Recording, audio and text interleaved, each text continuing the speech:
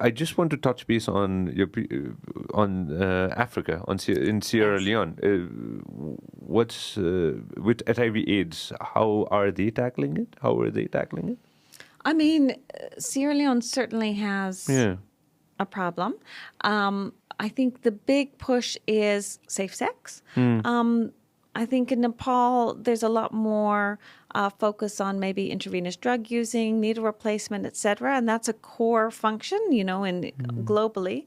But it's also about safe sex practices. And then the same thing, identifying people who have HIV/AIDS, getting them treatment. Because also once you're under treatment, the likelihood of you passing it on in any way becomes very, very low. Malawi, actually, where I worked before, was the worst. I mean, I think Exactly. the estimate HIV/AIDS was anywhere from 10 to 12% of the population, but probably was much higher in reality. Yeah. And all my staff were caring for AIDS orphans. I think one lady I worked with, she was taking care of 14 children. 2 were her own. The rest were all from her husband's, nieces, nephews, this. And we had some really powerful conversations in the office about, first of all, when do you tell a child that they're HIV positive? Because often many of them are born. Now we've made huge progress to ending, mother-child transmission. Yeah. But at that time, that progress wasn't there. So you had a lot of young children who were Born with HIV. Yeah, and when do you tell a child that this is this?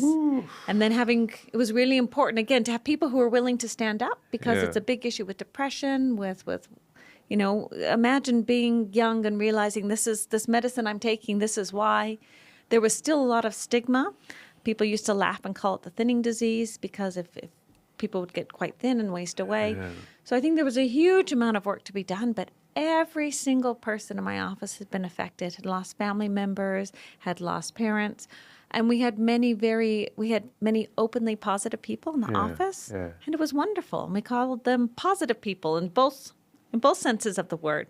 And it was fantastic to hear them go and talk about how, usually they'd face some tough things in life, but then they were living productive, happy, wonderful lives. And they said, this is what we all can be. So I think that was really important to changing, is people openly revealing their status, which no one ever has to be forced to. But wow, it's really amazing when people have that courage to step up. And watching these youth groups and young people say, I'm positive and I still have all these wonderful things happening to me, and feel free to call me and talk to me. So that was really special to see. But it was really shocking, to realize what a huge toll this has taken.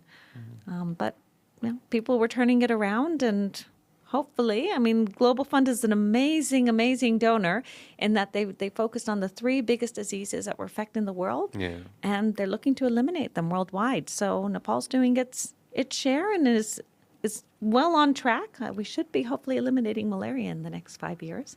Yeah. So little by little, and it's everyone's responsibility. But we're really excited. We're really hopeful. Yeah.